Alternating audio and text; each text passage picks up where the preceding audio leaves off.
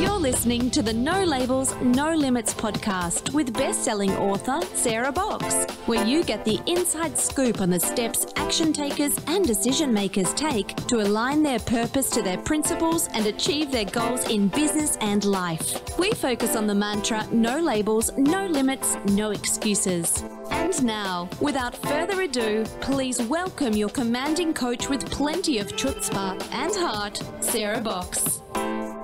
Hey there, No Labels, No Limits podcast listeners. Welcome back. I'm Sarah Box, your host of the No Labels, No Limits podcast, where we're on a mission to help individuals, teams, and organizations, especially our nonprofit friends, to think outside the box, move beyond limiting beliefs, and create a profound impact in the lives of others. And I'm excited to say that our guest today, I have a partnership guest. Yep, they've had a long-standing partnership making a difference in their county, do just that. They are also two people that I highly respect and regard and actually have fun with. So this is going to be great for me. And of course, it's always fun to have fun when you're doing an interview. So let me tell you briefly about each of them. Tim Clark is the executive director of First 5 Lassen County, First 5 Lassen.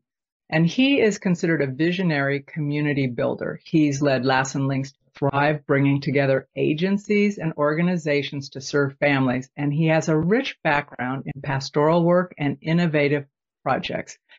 Tim's commitment to his faith, his community, and relationships, I would say, shines through everything he does. And you're going to feel that when he shares. He just kind of has that energy.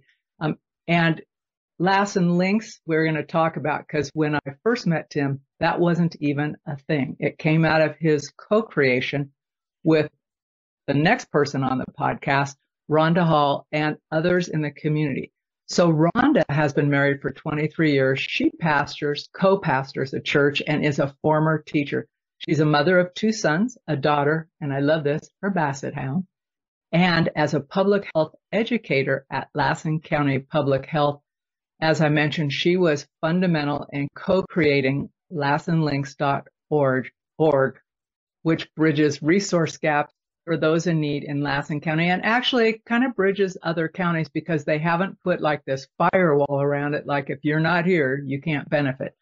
And as I mentioned, I've known both Tim and Ronda for a number of years now, but I've also had the privilege of working with First 5 Lassen County periodically for nearly 2 decades. And what Tim and Ronda and their collaborative partners have accomplished over the past 3 years is amazing. But I will tell you that it started as a dream more than 10 years ago, only to encounter barriers that others weren't able to get around. And I would say it's partly because of the different thinking that Tim and Ronda have brought to it. And also they really don't give up very easy, which I admire. So I'm going to ask them to share on a variety of topics. Hopefully we'll get through all of these. We might not.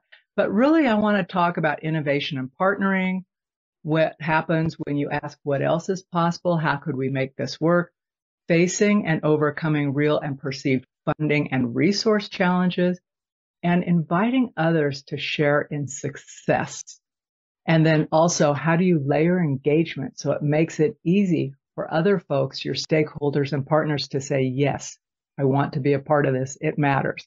So with that, let me formally welcome 2 people, as I said, that I highly regard and respect, and I'm looking forward to hanging out with today on the No Labels, No Limits podcast show. Hi, Tim and Ronda. Welcome. Hello. Hey, Sarah, thank you. Thank you, Sarah. You're welcome. So before we dive in, I want to ask you, each of you, Ronda, I'm going to ask you first because I know you have something, to share something either about yourself or something that's happened that is relevant to what we're talking about today, and that kind of surprised you. So Ronda, why don't you start?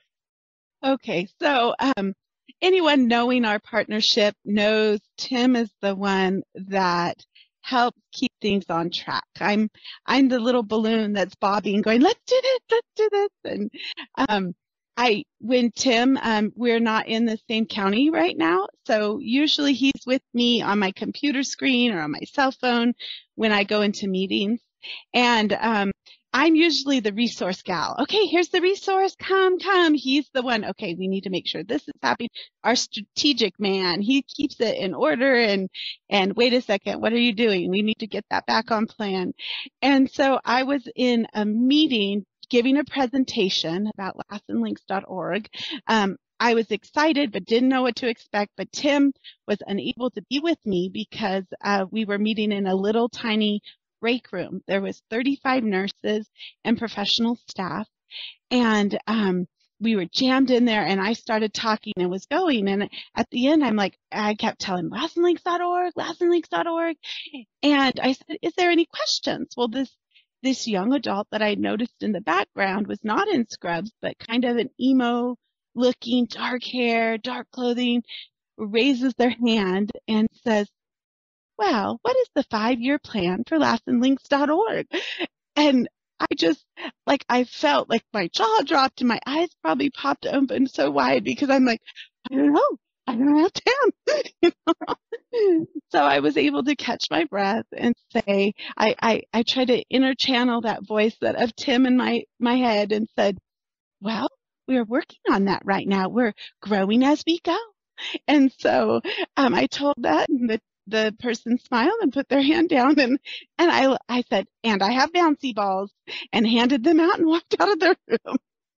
Well, what a great example, though, of not waiting till everything's perfect before you get out there and share what's possible with other people. It's kind of that concept of get going. Don't wait till it's all packaged and boxed up because you can't engage others.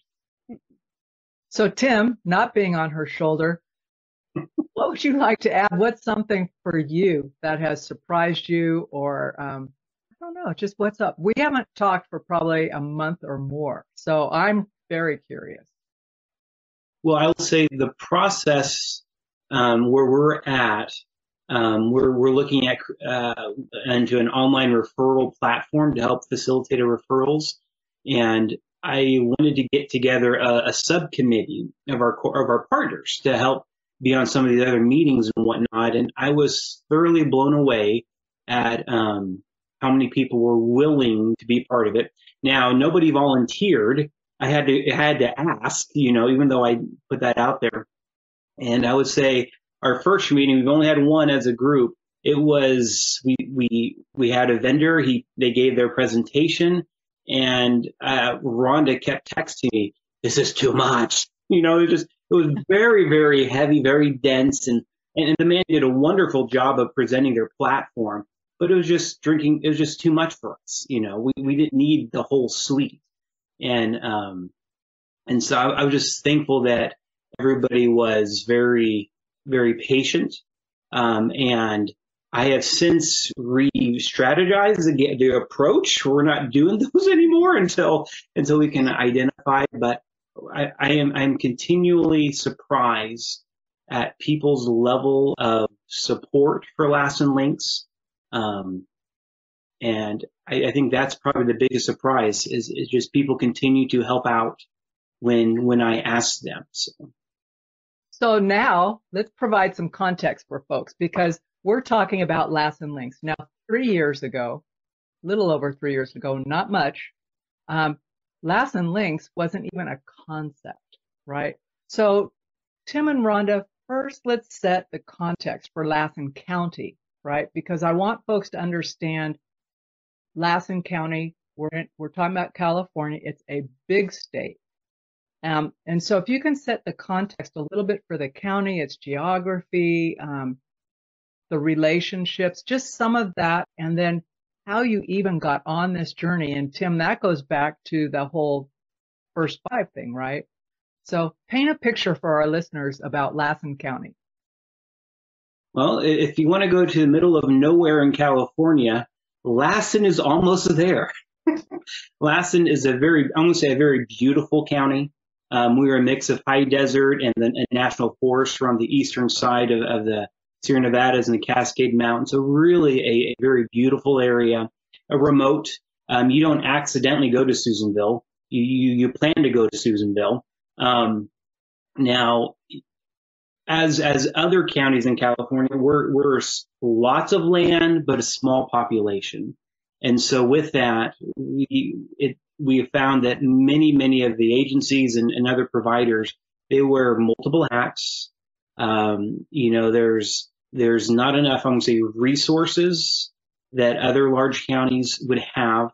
And so there's some really unique challenges, I think, that small counties face. And even you compare small county to small county, like Modoc County is even smaller than Lassen population size, but size may be a little bit bigger. They have their own unique challenges and barriers. And so, I will say Lassen County is a remote, a rural area that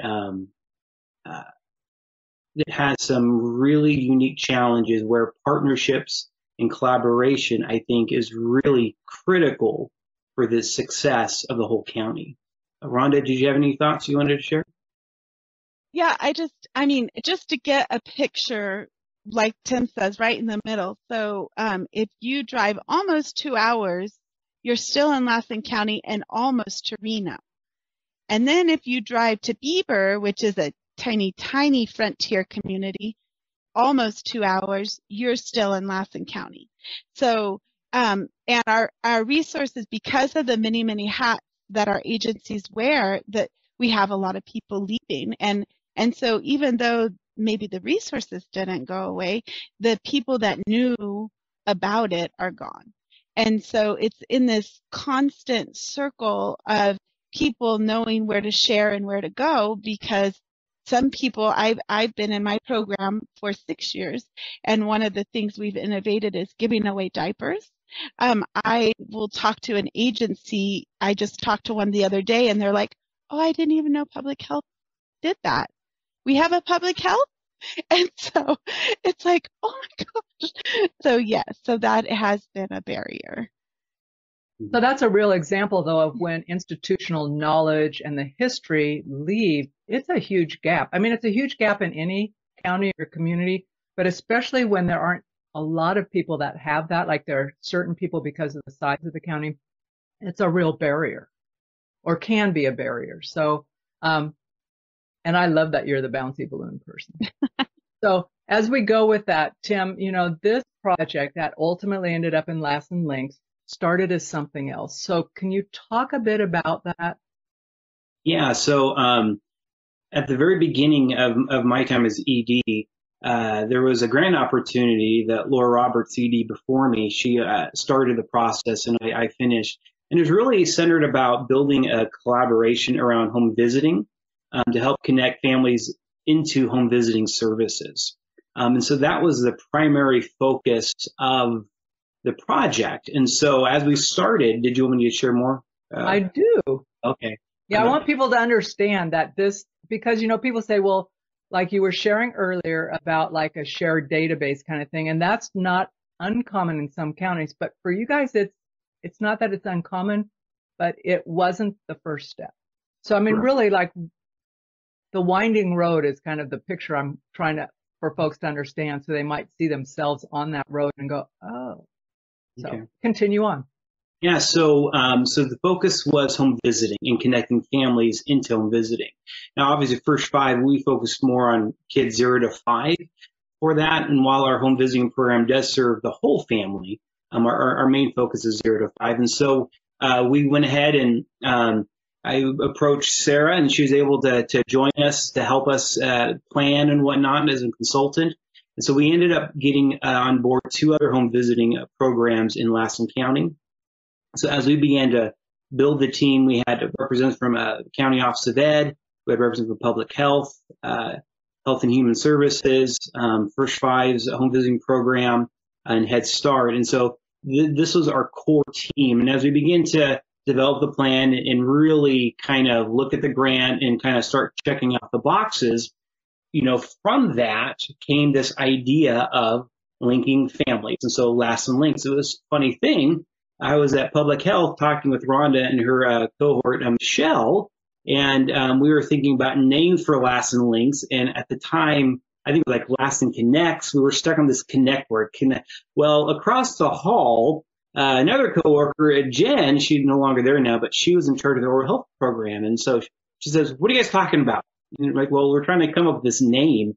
And she said, "Well, what are you looking at? She says, no, everybody uses Connect. Stay away from Connect. And then she came with the idea of Lassen Links. And we're like, aha, that was it. And so it's funny how, just a small little conversation led to coming up with the right name, Now, granted, Jen, she was a marketing background, so she had a lot of good pointers and stuff like that. And so from that, we came up with this term, Lassen Links. And the idea really is to link.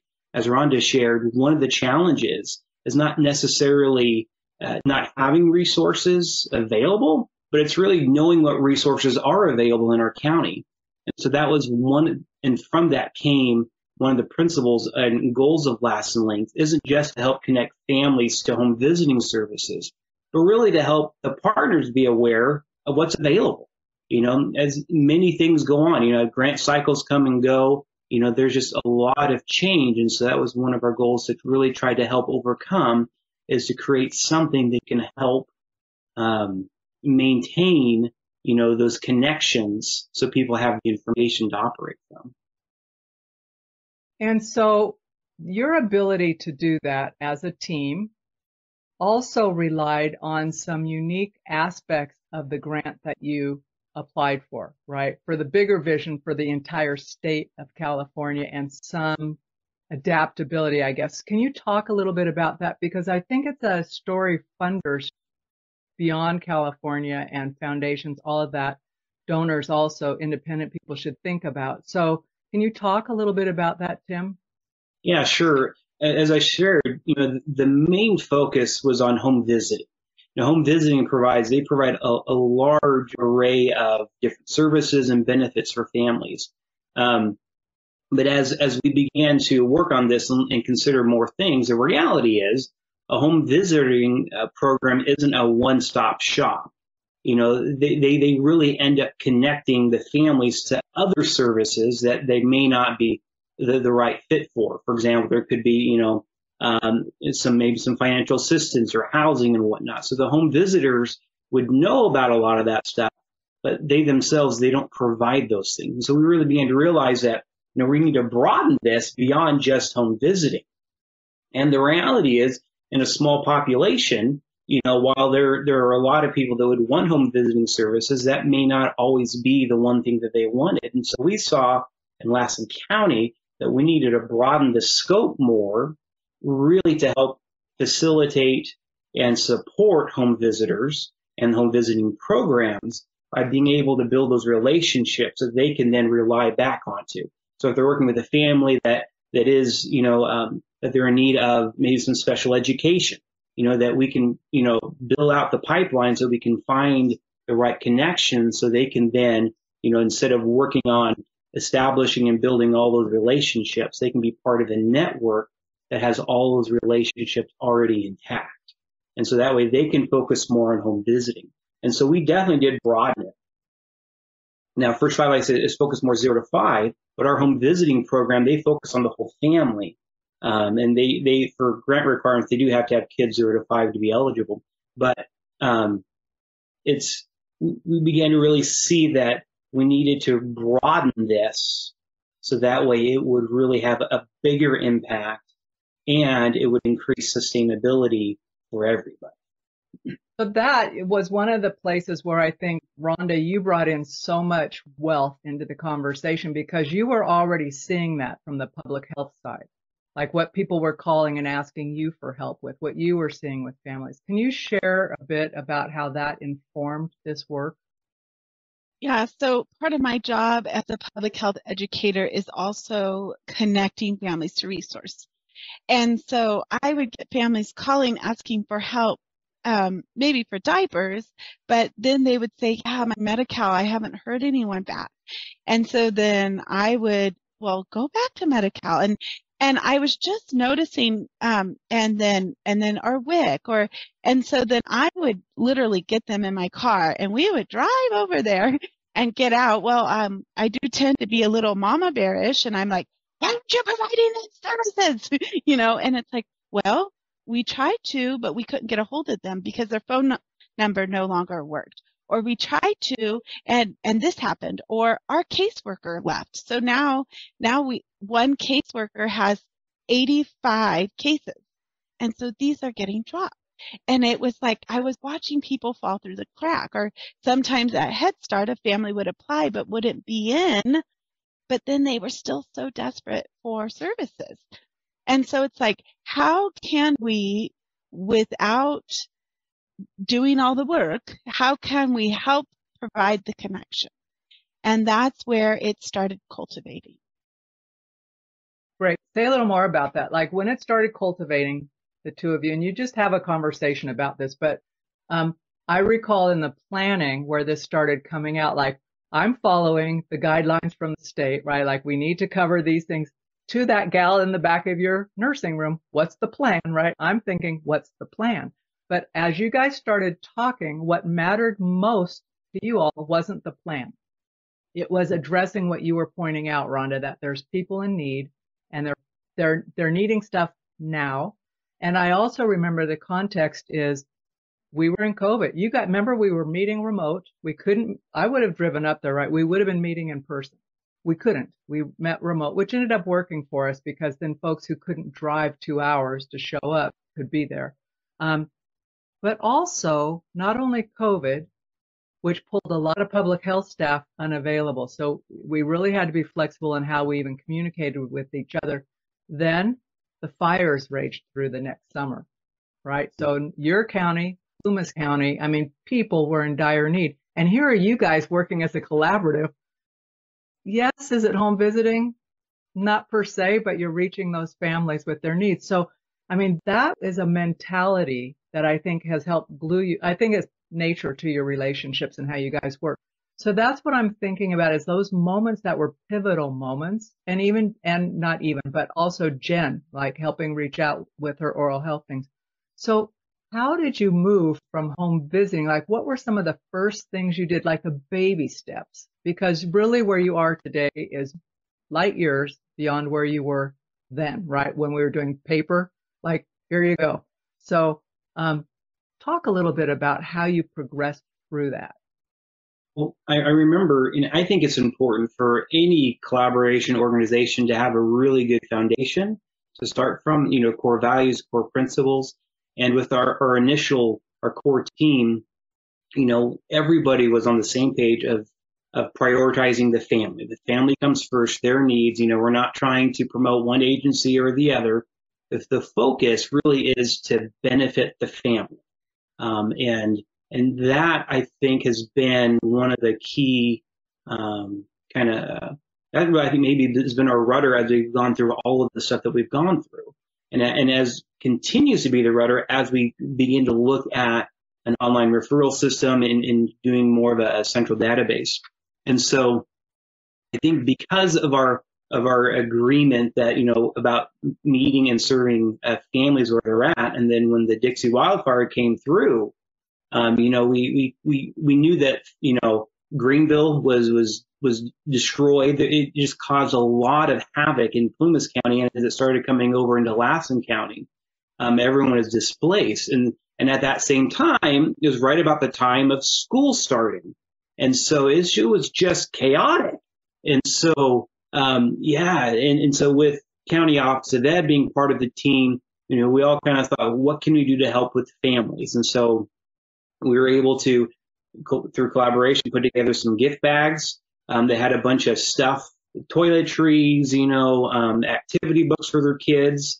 And once again, at that time, we were focusing more on early childhood. And so we had a lot of stuff for the kids, a lot of stuff for parents.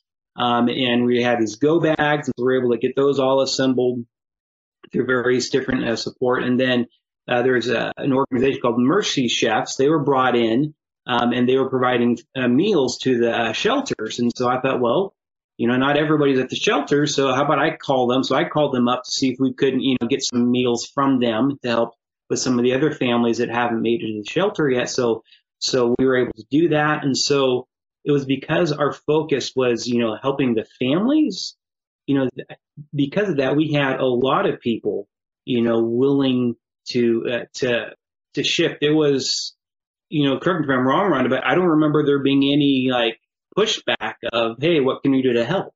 In fact, it's sort of like when you throw a stone into a river, you get the rings. So it starts creating that. It's like, oh, here's my ring. Oh, I'm going to pull this person in, and I'm going to pull this person in. And so that's what happens within the collaboration. And during that time, that's what we were watching. It was, oh, well, did you contact this person? Have you tried this person? Or these people need help. And we were able to have a larger reach because they couldn't come to us, and we had to go out. Mm-hmm. And I will say, too, it really shifted quickly out of the planning and all of the humdrum stuff, and into actually, now we're actually doing something. Not only did we get bags together, but we also put together, a little resource guide, so, we realize that there's families that we're now going to be in a new school district. How long are they going to be there? We don't know. So, okay, well, here's all the schools. So if you want to get your kid enlisted, enrolled, it gives numbers to call. So we were able to put together, a resource, one pager to help people to kind of navigate, with all of the changes and whatnot. And I don't think we could have done that if our core team hadn't already been meeting. And so I think that was really, really pivotal during that very crazy time. That's a great observation, because didn't Patty fast track some of the onboarding for families, out of county families who were going to have to go to school? And Patty's superintendent, but I just remember thinking, what a remarkable decision to make it easy for families who are dealing with a brand new school district and process, and I think you're right. Rhonda, would you agree with Tim that the working prior to that made that easier? Yes, I think without already our core team and then already are starting to link to other agencies, it made it a lot easier. We were already in motion. We had started the wheels turning. So I not only do think it made it better, but it also launched us quicker forward than maybe we were expecting. It's that momentum versus stagnation. It's like, okay, no more just concept. Let's get out there and do it. Well, and I don't know how that propelled Lassen Links in the eyes of the community, in the broader community, maybe a little bit, but I think what it did most is for us that were in Lassen Links, this is like, okay, I think it did more for us than perhaps it did for the community. Like a proof of concept, Tim? Exactly. Yes. We're on the right path. Let's do more of this. Yeah. So let's talk a little bit about that, because I know early on, and I'm going to go back to 2011, 2012, when the first attempts to do something similar were, and it came to coming up with agreements. What were the agreements going to be? Who could have what kind of access? What kind of information, right? I was there. I drafted some of those, and I watched them kind of stall out, even with brilliant people. I will say Laura Roberts is one of the most brilliant thinkers I've ever met, and passionate, right? And even with that, and some of her other colleagues at the time, it stalled, right? So, but you guys just kept chipping away at it. So Tim, talk a little bit. I mean, the very early baby steps, you and I had conversations about, like, this needs to happen. And you thought, we could start it this way. So talk about that, because I know there are other people listening going, I could never get my county soups or whatever to sign off on this, or heads of agencies for information sharing or whatever. What was your thinking, and how did you proceed on that? Well, I think first off, I'm new to this arena. I've never really operated, I'm going to say, in government, local government, before. And so this is a whole, if you didn't know, they do things different than, say, private sectors or nonprofit. They do things different. And so this was all new to me. So I just bring with what I do. And so we noticed that one of the biggest barriers was the release of information. In fact, when Sarah and I were able to convene our core team together to kind of get some buy-in, that was one of the things that kept popping up, and there was some, hey, we tried this and it just didn't work. And so I says, okay, well, then I guess we need to take care of that, that since this is the barrier. And so I just reached out to people and tried to get copies of ROIs and just started, doing the dirty work of just, putting a draft together, and then I would turn it over to the team. And then they would take out the red markers and they would scratch this, scratch that. We got to change this. We got to add that. And so then I would do that again. And so we kept doing that until we with the team, everyone felt that this was on board. We all could agree to this. So, okay, great. And so then the next step was, okay, just because we all agree doesn't mean that other partners, as we bring them on board, would be able to do that. And so the next thing, okay, well, then who in the county would be able to give us their stamp of approval that would help, I'm going to say, grease the wheels? And so in timing, and I think the biggest thing is timing. You know, Sarah, you brought up about Laura. You know, Laura has worked at this stuff for a long time. And I think the biggest difference between during Laura's time and mine is simply a matter of timing. You know, I think that the dynamics within the county have shifted enough where I think everybody was wanting this. In times past, I don't think everybody was quite on board with that. But anyways, and so at that time for Tribe Lassen work, I was talking with county council, built a relationship with him at the time. And so I was able to get that to him to see if they could, would okay it. And he did. But one thing I found is as I was developing the draft, I did a lot of one-on-ones with people to kind of pick their brains about the whole, you know, release of information, barriers, their experiences and perspectives. And I will say the county council gave me a nugget that it really helped me understand is there some partners, some agencies that are reluctant to join partnerships like this because of the information that is shared. And it helped me understand that sometimes the pushback isn't because people don't want to. Sometimes there's I'm going to say an administrative decision to simplify and to keep the agency from getting into trouble, you know. I think that's part of it. Others is definitely capacity. Some agencies just don't have capacity. But those one-on-one meetings I had with various people really helped me to understand more about releases of information. This was the first time I've ever heard of it, let alone tried to draft one. And so that was really, really insightful, just getting those one-on-one meetings with people to really understand their experiences, you know, within the county. So that really helped me understand, you know, just how to take it when people would give any pushback or anything.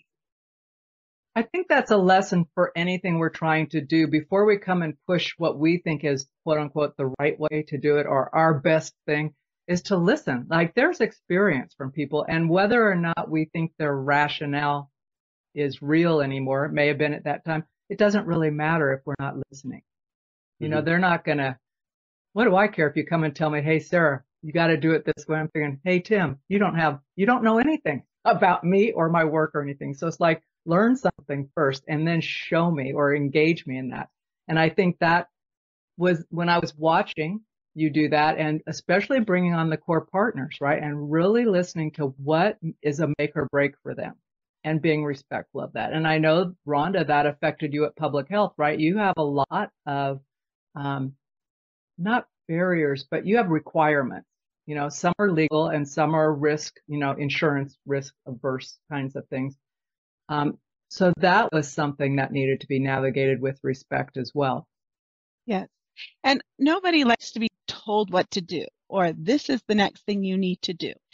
But by the one-on-ones, and I know Tim and I both have talked about this a lot, especially in our community, you have to have their partnership, and you gain it by gaining their trust. And you gain their trust by sitting down at their desk or inviting them to coffee or having lunch with them. And then they see, hey, this person isn't just out, this agency isn't just out to get my vote, but they care what I have to say.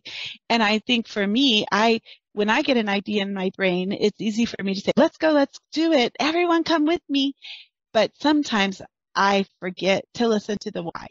Why not? I don't want to hear why not, but if I stop and listen to the why not, can this not happen?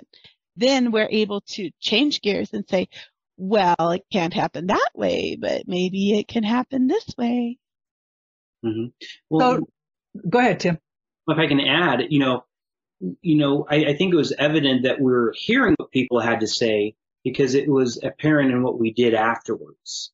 It was, so it wasn't just one of those in one ear, we actually did, take what they had to say. And, in real time, we would say, well, I don't know if we can do that. And we're very open and honest with them, but we always tried to take what they had to say and made it very, they could see the benefit of that. So whether it changed, how we added a box to click on the release of information, or we changed the verbiage, or we made changes that people could see that, okay, yes, what we're saying, they're listening and it is causing an effect. And so I think that was also key for them. That's one of the things I wanted to ask you both about is how do you keep people, I mean, you've got your core partners and then the folks who aren't necessarily in the resource sharing referral piece. So I'm going to ask you to describe Lassen Links here in a second, but how do you keep your broader stakeholders involved so that they know, they don't feel surprised, I guess, would be my question, and they keep getting more interested in being a part of this? There has been a major shift, I think, in Lassen Links. And then I would say it started probably about a year ago. And with that, there were some funding changes for of our grant. And so we weren't able to kind of do some of the things that we were doing, such as, having a contractor like you, Sarah, to come in and help us. And so that summer, there's a definite transition. And so our core team, our advisory team, they really, I think they got to a point where they had tapped other people's shoulders to be involved. And so they weren't as directly as involved as they had been. And right about that time, we were getting in a position where we can start, launching our referral system. Very simple, 2 forms, fill it out, email it, whatnot. So the meetings, we kind of entered in this little like, what's going to happen now? Is this the end of the road? We don't know. And so we said, okay, well, we'll just see. You don't know until you see. And so we kept going. And so we started to really start broadening out to everybody, to people that would be interested. And so at that transition has shifted where we still do have an advisory committee, but they're not directly involved. They have tapped several shoulders to be involved. Some couldn't. And I will say one of the biggest challenges I think sometimes is not everybody is always able to be at the meetings all the time. They have their own work schedules. They have their own priorities. And sometimes, like it or not, we just didn't make it to be on their priority list for that time, and so we were very flexible with that, and not just flexible, but understanding, we had, superintendent of schools, there's other people that were in positions that they had a lot of other hats to wear in other projects. And so I would say, we've been very kind of understanding of people's schedules. But anyway, so as we started broadening it up to really get to a position where we can launch this referral system, I think the shift has happened is that their core team is comfortable enough where things are at that they can just kind of step back and allow it to go. And so Rhonda and I, we've really been kind of the driving force behind all of this and expanding it in taking the referral system, implementing it, and expanding it. So how has it expanded? Because you talked about like one of the premises was like, just let's test before we build a huge system, right? So let's pilot test it. So you started with your simple paper email thing with the folks who you already had releases and, all the quote unquote paperwork you needed in the background to legally and ethically share certain pieces of information. How have you broadened it to bring in other folks? I know that I was looking for it this morning, couldn't find it. It was one of the updates from Ronda when you sent out like a meeting update and you were glad, or anyway, somewhere in there, it was like you were bringing on this partner. And I remember 2 years ago that it was like, it'd be so great if they could be involved, and they were getting involved. I'm thinking, oh, this is big stuff, right? So you've broadened it to not just specific kids services or young people services, but really a breadth of people and representatives. So how have you done that? Well, I think like Tim mentioned about people tapping other people on the shoulder, is what happened. And so then it would be like, I think sometimes we were kind of on a train ride. It was like, go here, stop here, go here, stop here. And so we began to meet new people that were involved in different agencies, and sitting down going, well, we really need, this group needs to be a part of this. I mean, we did start with our 0 to 5 people. Well, then people that were looking in says, well, I don't service 0 to 5 people, but I could see my teenagers would use this, and I could see that this family would use this. And so we just started making connections, or for the cheesiness, links to other agencies. And we started seeing, oh, we do the same thing here, and we work here, and we do this together. And where you fall through the cracks.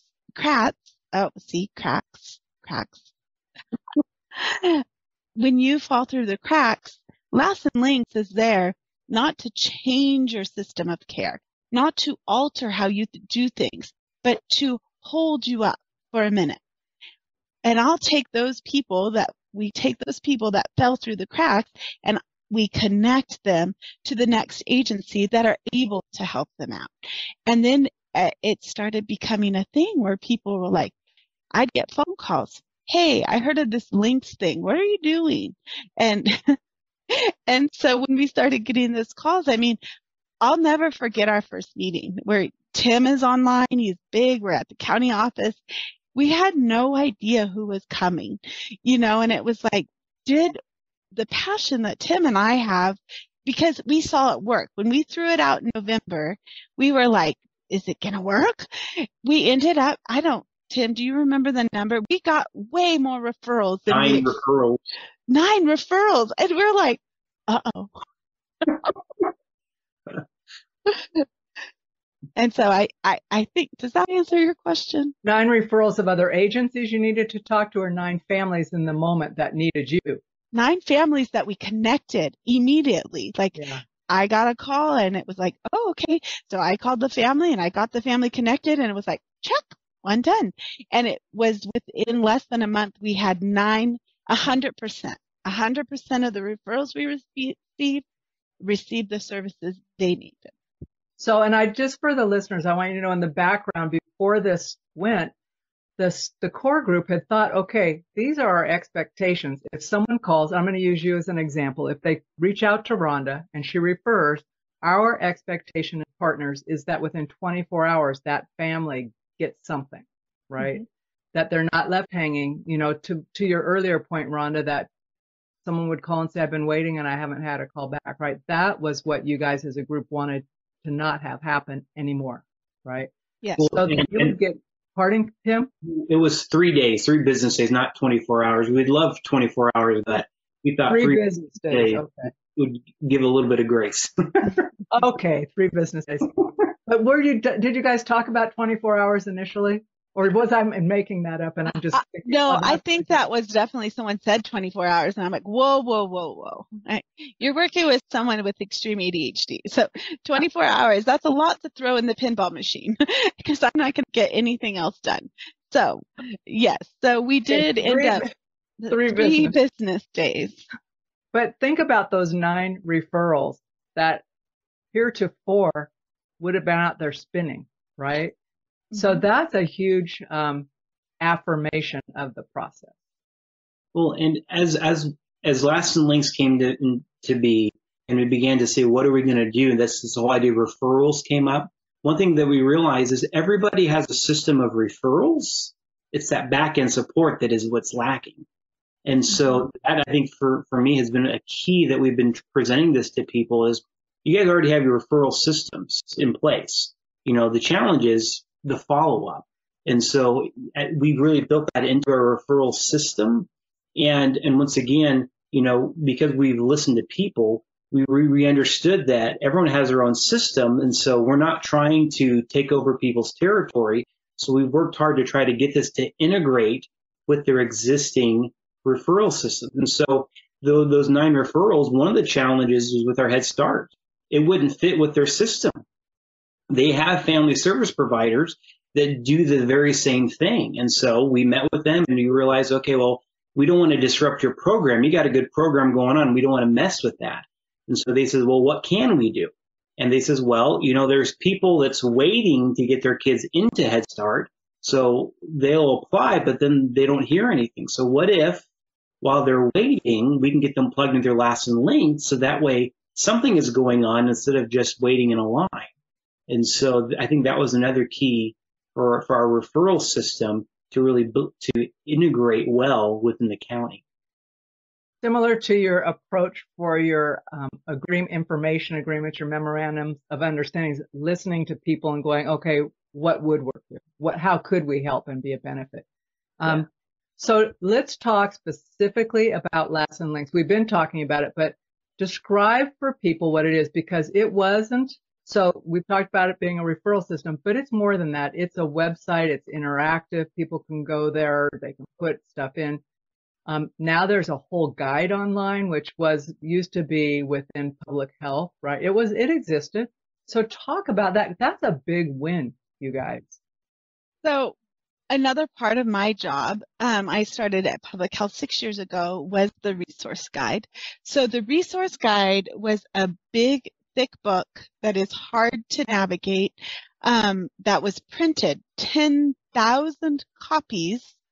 Remember, we're a rural community, was printed, and there was hundreds of boxes, and they're like, okay, you're the resource guide person. And I'm like, what? So for 4 years I just kept it under my desk. I had it in a basket and I would look, oh dear. So when Lassen Links started coming up, the need for a resource guide was there too. And so, yes, did I jump in and said, oh, this maybe could help me get this done too. And that's where we started being like, these are the main resources. And the big thing about a paper resource guide is once it's printed, it's outdated. So we knew that we needed to have a guide that was online and was able to edit it. And so that was also building it. The resource guide also built while we were building Lassen Links.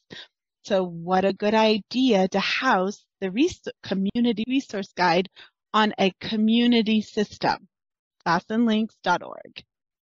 So what is it though? I mean, so if I go there and is it just for families? What kinds of stuff would I find there, Rhonda? So, yes, it is. Right when it pops up, there's a little box that pops out, says referral. So somebody could refer you, click on that, and it actually, does it go to you, Tim, or me? And it just says, hey, what are you looking for? What do you need? And they could do that. As they scroll down, it has all of our many agencies or partners that are involved. And so you can click right there, click on it, and it will take you. So we have a new agency called Acorns to Oak Trees.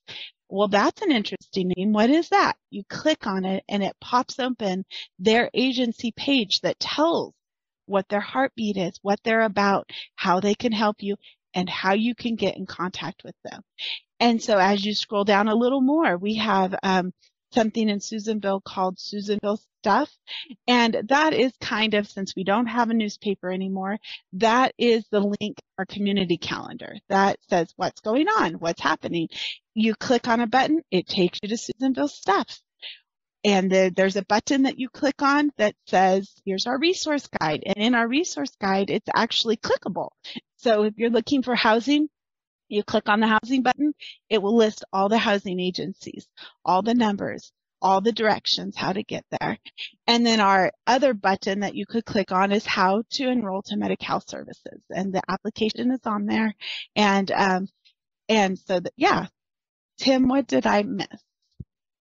Well, just the idea that we were able to take Rhonda's project and put it on the Lassen Links.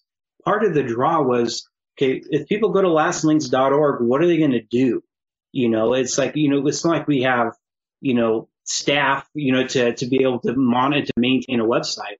So we thought this would be once again, focusing on families. What do they need? Our goal is to connect families to services they need. And so, okay, having a resource guide would make a lot of sense. And to have the guide structured in a way that would be intuitive for somebody looking for help. And so Oh, sorry, Tim. One thing that I love about the site is I don't do websites well. And so I was telling our designer, I'm like, it needs to be, I was going to say a 3-year-old, but some 3-year-olds do better than I. So I said, it needs to be as accessible for an 80-year-old to get on there and be able to man where they were going. And it is that way. I mean, it's not so simplistic that it bores you, but it is very easy and functionable. It's intuitive, I would say. When you look at it, it's engaging and intuitive. It's not difficult. Yes. It's not difficult at all. No, you guys have done a wonderful job with that. As we're kind of wrapping for now on this, I want to ask a couple questions and then encourage people to reach out to you, because I know you have tools and resources that you are willing to share because that's who you are. But one of the questions is, if you each take a moment and think about some of the milestone moments over the last 3 years as you've been working on the collaborative and building it, what would you say 2 or 3 of your highlight moments are where you're going, okay, this is going to happen? For me, we had a woman that works at County Office of Education. Her name is Megan Gray. And she called me and said, oh, so I am working on my master's degree and I have to create a resource guide. How can I help you? I went, I found my person. So that was one of mine. Perfect. Well, for me, there's a couple of things. One, we already broadened this from what the state wanted, First 5 California wanted. Well, we had people coming, the probation department. They don't work with little kids. They work with, high school and school age kids and above. And they're like, we're not little kids. What do we don't, well, and I was talking to Ronda, what are you talking about? Why are they saying little kids? Well, we began to realize, because we started with an early childhood lens, it was communicated through the website. And so that's what they saw. So while we were saying this was for the whole family, what they were seeing was, this is for little kids. We don't do that. So that helped us to really understand, okay, we need to broaden this even wider now, not just from early, but to really to anybody. And so that led us with updating our website, because we were sending out a message that we were no clue that we were sending that, because mentally we were in a much different place than when we had initially created Lassen Links. And then I think that 2 other things is, now that probation is actually, they're going to become a partner now with us. And so we're able to work them in a different tier. But the other was with Northeastern Rural Clinic. I don't know how in the world they got heard, how they heard us, maybe through Teresa Woodbury. Rhonda, I think so. Well, the new CEO says, hey, we're looking for something like this, and we'd love to partner with you guys. And so they have been, I will say, all of our partners have been wonderful, but they have been, very helpful in refining our referral process, our forms, because they operate in a much different realm than we do. And so dealing with probation and Northeastern, those were the 2 elements that it's like, okay, those were, memorable times. Yeah. Yep. How do you, I know times get tough, things get stuck, right? You're on a roll, things are going, all of a sudden the wheels go, and you're going, okay, what was that about? How do you guys keep each other encouraged and keep going when it feels frustrating? Because I don't want people to think that there are never any frustrating moments, because there are. Mm-hmm. Well, Ronda and I, we now meet on a weekly basis. We were doing like once a month, but now we're doing more of a weekly basis. And Ronda and I, and feel free to chime in, Ronda, too, but we openly discuss everything, as far as a project. How are things going? How are you feeling? So not only are we entering this with our heads, but also with our feelings, and really trying to get a sense of what's happening, where are things going, and then begin to ask the next question, why is that? And now all this happens, in the background while we're still having our meetings, or we're still doing all this stuff. And so I'm going to say that's kind of maybe the shop talk that goes on, the internal dialogues. And so as we get to the next meeting, we're like, okay, here we go. Let's see what happens. And so far, we have been, I think everything is coming together. And so when those breaks happen, we talk. We try to get a read. Is people losing interest? Is it time of year? People's workload. We really try to put ourselves in their shoes to see maybe it has nothing to do with us. Maybe it's just stuff they're going through. Yeah, I think our weekly meetings were very important. We were having monthly meetings and it was with the whole group, and then a certain person wouldn't be here, or that person wouldn't be here.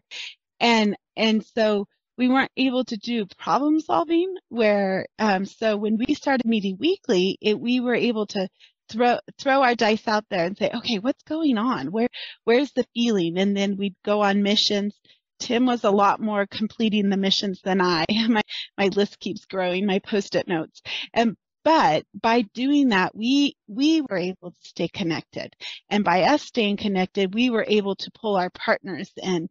I know Sarah mentioned Michelle. She's also in maternal child adolescent with me. So when I was feeling a drag, I would say, okay, we need to do this and problem solve.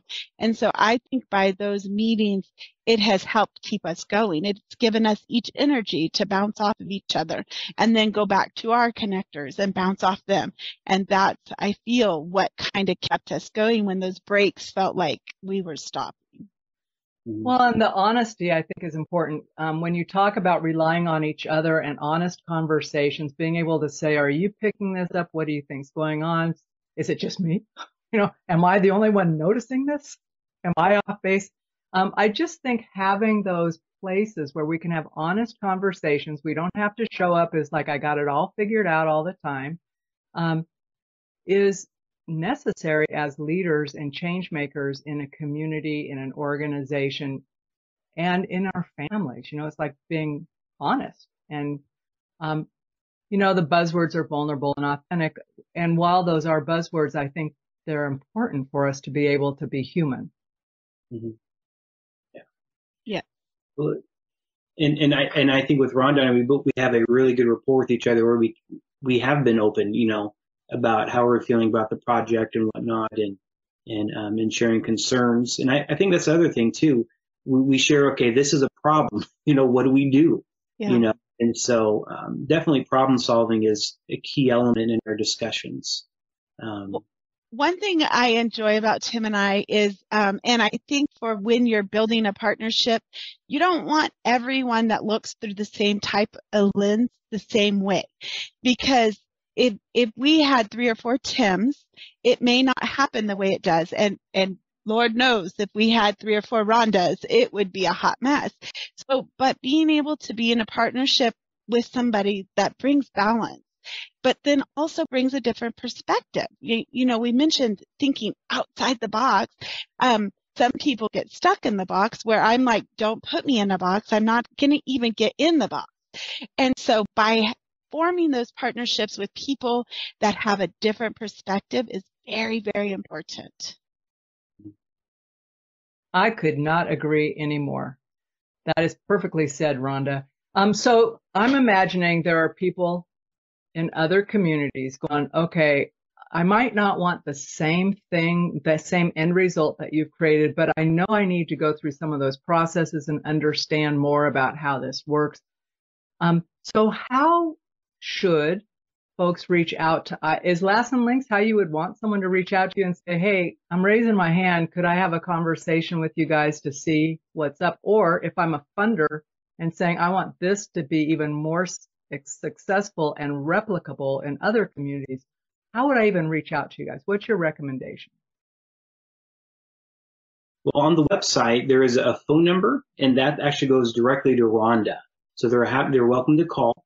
There is a contact us link on the website that they can go and reach out, and that will come out to both Ronda and I. And I don't know if in the show notes our email addresses. Welcome to email us anytime about anything that we can help. Like I said, we're happy to help other people. We're not in this, to build an empire. We're really here to build a collaboration. Very different strategies. Yeah. Yeah, so the email, absolutely. And most likely we will set up a Zoom call with you because we do tag team off of each other a lot. So it helps make more of the insight greater if you have both of us. I agree. And it's fun. It's more fun that way. So there's a lot to be said for enjoying the time you're doing work. Yes.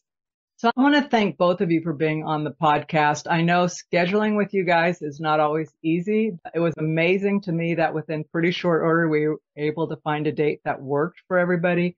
And I'm excited to share this with our community. So that's my thanks to you guys. I do feel privileged to know you. I brag on Lassen County a lot. When people say we don't have resources, I'm thinking, really? Let me talk to you about this little county that has a huge geography. And they're getting stuff done. And I do think there is a spirit in your county, people who are either but people who live there and love Lassen County and the organizations that serve there, is you don't really take no for an answer. You're kind of okay, well, we don't like that approach. We're going to figure it out another way. And I think there's a lot to be said for that, not giving up. Yeah. Well, we thank you, Sarah. You've been a huge help for us, and it's been wonderful. And we're excited to see what the future holds. We know there will be more twists and turns coming, and but I'm excited that there's still some funding coming in for this project, and that I think we'll be in a good position to hopefully, start reaching out for support here in the future. Hey there, everybody. I want to take just a minute out of this episode of the No Labels, No Limits podcast to tell you that we are officially opening the Sandbox membership in September. So if you're not already on our mailing list, please click the link below to either sign up for the membership or get on the waiting list for the membership. And if you click the link, you'll find more information about what's included, what our plans are, and better yet, you'll be on early enough to help decide what is most important to you to experience in the first 3 to 6 months of the membership. So don't wait. Click the link below and join us in the Sandbox where fun happens. We get to do a little R&R, little learning, support one another, and really grow and expand in ourselves, in our lives, and impact the world in a profound way. So come on over, join us. Okay, so that was the official end of the podcast. But what I like to ask people is there something you wish I'd asked that we didn't get around to talking about? So, Tim, what do you wish we'd talked about? Is our funding. We did, and we continue to get some grant funding from First Drive California, but the funding didn't go to pay for my time, didn't go to pay for Rhonda's time, or really anybody else. The funding went into developing Lassen Links. And so, the relationships, via in kind is what has been funding all of this stuff. Rhonda, we were looking at, okay, where would a good place for Lassen Links to sit, at the planning stages. And, Rhonda's position, she's a referral person. And so, okay, well, she made sense within our context to bring her on board. And so far, we've been able to operate via in kind. There has been no exchange of money to any agency for their time that they have spent at our meetings, at our planning sessions. This has all been, that has been a huge, huge help. And I know that funding eventually will run out, but it has, because of people's willingness to collaborate and for other people who are in key positions that's already their job, that has helped us to get the project done on a very small budget. So one of the things, and this is my external view looking in, and that is a huge risk. I mean, you guys have built something that is very powerful, has a huge return on investment, right? And so expecting important work like that to happen without a budget, it would not happen in the government sector. If the government didn't have the money to pay for Rhonda's position, she'd be gone, right? Mm-hmm. It's like, sorry, can't put you there, no matter how good the ROI was. Same in the private sector. You can't keep running in the black and the red. Black would be nice. So I think there's some sort of fantasy about this type of important work just happening by the kindness of people who are already super busy and stretched, being sustainable, and it's not. And so at some point, without financial support to help spread the word, support the people doing the work, I hate to say it, but it's at risk, right, Mm-hmm. of not being what it is today, unless all of the existing people remain, right, because you've got this commitment and relationship with one another. Mm-hmm. So what would you say to funders and grantors in terms of supporting the operation side of these things that aren't necessarily direct service, but they have a huge ROI on keeping people stable in their families, out of quote unquote systems, which are much more expensive? What would you say? So my strategy is, if I go up to people, hey, you want to give us some money? They're probably going to say no. Okay, what is Lassen Links? What are you guys trying to do? What is that? And so the benefit of the grant from First Shot California has given us the wonderful thing called time for us to develop, time for us to really get in our minds not only what Lassen Links is, but how it's going to function and add value to our partners. And so because of that grant, it's given us time, to people's in kind. And so the plan is to build a viable system that is functioning and that there is a track record of it functioning. So then when we present it, then it's going to be, I'm going to say, a no-brainer.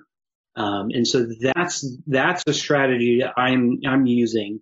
And as we move along, we're able to as we build our partnership, we're building our awareness. And so we're actually starting a community awareness campaign of Lassen Links, where we actually are partnered with Susanville Stuff to communicate and start branding Lassen Links. We developed a poster, a window cleaning, some other flyers, so all of our partners can. So we're really starting to try to get the name out there, so there is a name recognition. And at the same time, we're also trying to refine a referral system, so that way it's very easy for our partners to use, and it gives Rhonda and I the back-end support, because Rhonda does all the connecting, I do all the reporting. And so that's the next piece. Once we can get that into place, get it piloted and get the kinks worked out, so that way when people ask the questions, we can give them answers. And so we're hoping in the next, I'm going to say 6 months, we'll have an online referral system.